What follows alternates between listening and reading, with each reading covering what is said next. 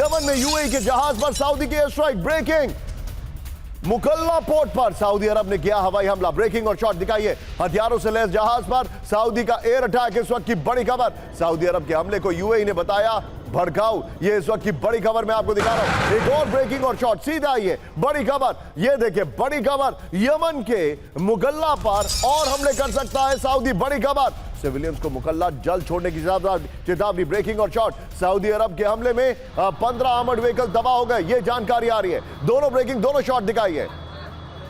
फुजरा port से आए 2 जहाज पर अटैक किया गया। बड़ी खबर। इस सब के बीच में एक और बड़ी खबर, सीधा आइए ब्रेक करिए। सऊदी की एयर स्ट्राइक से यमन में जंगी खतरा बढ़ा। ब्रेक करिए। यूएई समर्थित ये बड़ी खबर, एसटीसी को हो रही थी हथियार की सप्लाई। ब्रेकिंग और शॉट, यमन में सऊदी यूएई के लड़ाकी गुटों में टकराव बढ़ा है। ये इस वक्त की बड़ी खबर मैं दिखा रहा हूं। पूर्वी यमन में यूएई का कब्जा होने के बाद तनाव हो गया है। ये बड़ी खबर आ रही है। तीनों ब्रेकिंग, तीनों शॉट दिखाइए और सीधे राजन सर के पास में चलूंगा। राजन सर, क्विक टेक, ये मामला क्या है, इसके पीछे की क्या वजह है?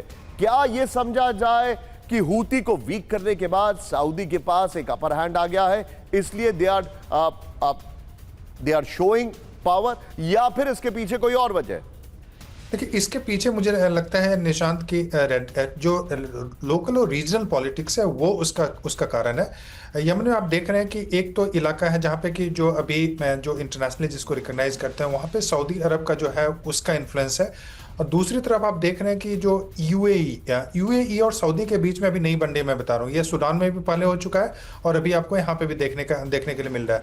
तो यहाँ पे जो इलाका है उसमें जो रेबल ग्रुप है उसको बताया जा रहा है कि यूएई और इजराइल दोनों उसको सपोर्ट कर रहे हैं, जबकि जो दूसरा ग्रुप है जो कि वहाँ पे रूल कर रही है सरकार, उसको सपोर्ट सऊदी और दूसरे जो वहाँ पे लोकल रेजिम्स है उनका सपोर्ट है।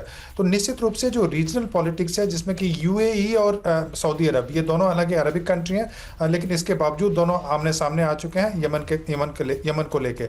और इजराइल भी चाहता है कि जिस ढंग से यमन को कंट्रोल करने की कोशिश इजराइल चल रही है, आपने देखा कि कुछ दिन पहले अभी जो सोमालीलैंड को उन्होंने रिकॉग्नाइज किया, तो वहाँ पे गल्फ ऑफ एडन में अपना प्रभाव बढ़ाने की कोशिश कर रहा है और हूती के विरोध में जो फोर्सेस है उसको मजबूत करने की कोशिश कर रहा है, जिसमें यूएई इत्यादि के माध्यम से भी वह वहां पे जो यमन के पॉलिटिक्स है उसको कंट्रोल करने की कोशिश कर रहा है।